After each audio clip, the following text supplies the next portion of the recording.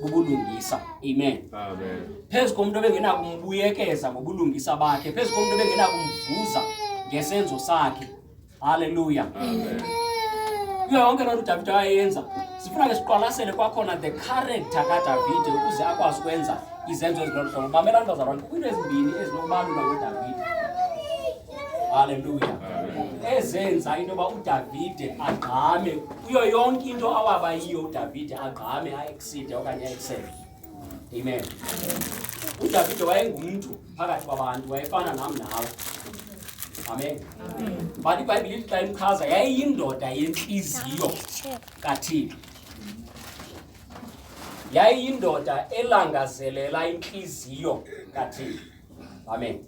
Yayiyindoda elandelana nenhliziyo kaThixo. Amen. Zimbini izinto ezidefine i-character kaDavide okanye izinto ezikhoyo kubomi bukaDavide ezazimenza into yobana abe ngumuntu ogqamileyo. Yeke siya isenzo sakhe soku-extenda ubabalo. uDavide ebe ngumuntu onqulayo. Amen. Amen. uDavide ebe ngumuntu orepentayo. Amen. Amen.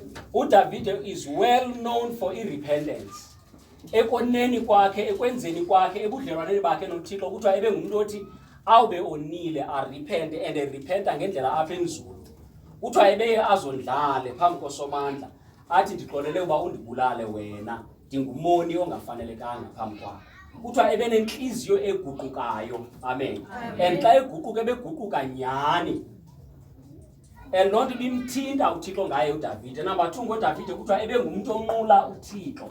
Kwimeko yakhe yonke nobudlelwane bakhe bonke noThixo, ebe ngumuntu ongalulahliyo unqulo lwakhe noThixo. He was a worshipper at heart. He was a worshipper of God. Noba imeko kwenzeka ntoni, noba kwenzeka ntoni elifini yakhe, in anything enzekayo, sifumana ubomi bukaDavide actually bits and pieces of the details life kaDavide kwiindumiso.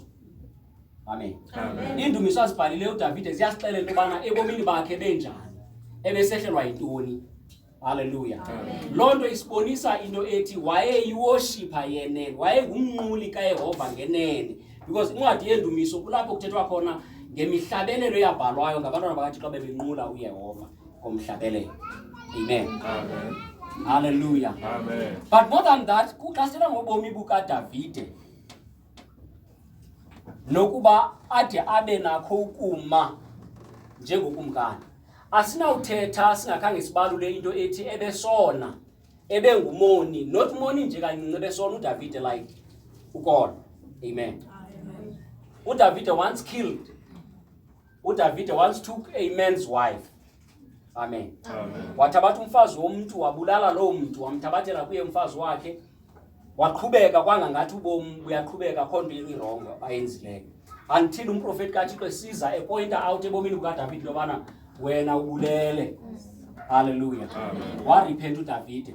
But again ndifuna uveza nansi into kuyo yonke into awayeyiyo uDavide ebene principles, specific principles ebezimenza into yoba akwazi uku-excela. Amen. Amen. Hallelujah. Amen. Ebengumuntu oprincipled. Bazalwane, igift yakho ingakuthatha ikubeke endaweni.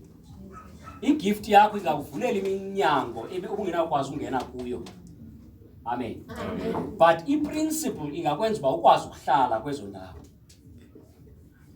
Isibabalo, igift, nditsho neyokushumayela, nditsho neyokuthandaza, nditsho neyokuprofetha, nditsho nasiphi isibabalo esinoba sikhona ebandleni, singakuvulela iminyango. Singakubeka endaweni, singakubeka kwiplatform, ungahamba nabantu abathile, waziwe ngabantu abathile, waziwe ezindaweni ezithile because of your gift, because of what you can do. Amen. Amen. But into ezakwenza uhlale kwezo ndawo uzivulelwa igift yakho yiprinciple. Xa ungenayo iprinciple awunawukwazi ukuhlala kwindawo uThixo akubeka kuyo. Into ibisenza uDavide abe ngukumkani oyi-favorite kuThixo ngoba akazange aswele sono. Qha ekoneni kwakhe ebe ngumuntu oprincipled, ebe nezinto azibambileyo zikaThixo. Yeke i-repentance, yeke i-praise okanye i-worship, but i-character yobomi bakhe, i-principle, indlela yakhe yokuphila, unezinto awayezazi kwasebuntwaneni ngoThixo. And asazi uba wayezifundephi because ngumntwana ekuthiwa ukhula ebekelwa bucala kwifamily yakhe yonke. Amen. Umntana okhula eyedwa elilolo efamilini kuthiwa waba ngumalusi esemncinci. Naxa wayeyogcotywa kwabo kwafikwa engekho esezigusheni abantu akwabo nabadala kuye ngeminyaka bekhona efamilini.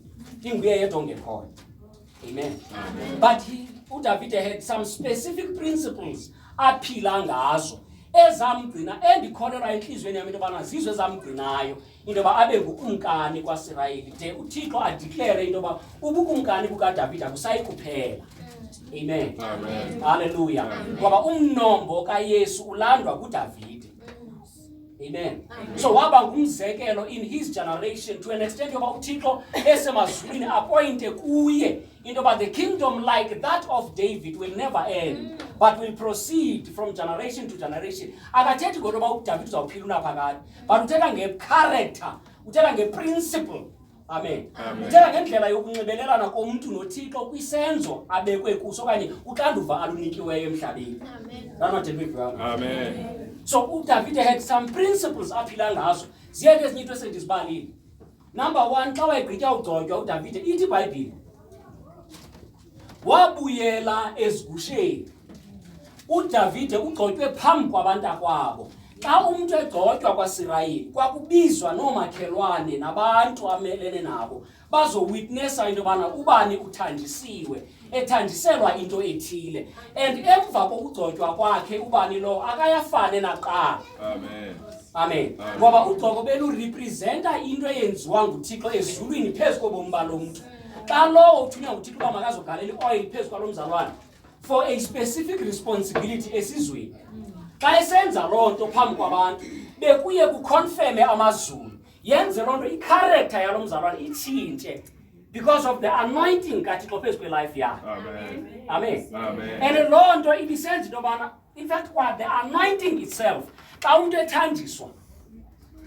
Amen. Amen. Zininzi izinto eziye zivuke nalapha kuye noba ezingenabo kuThixo.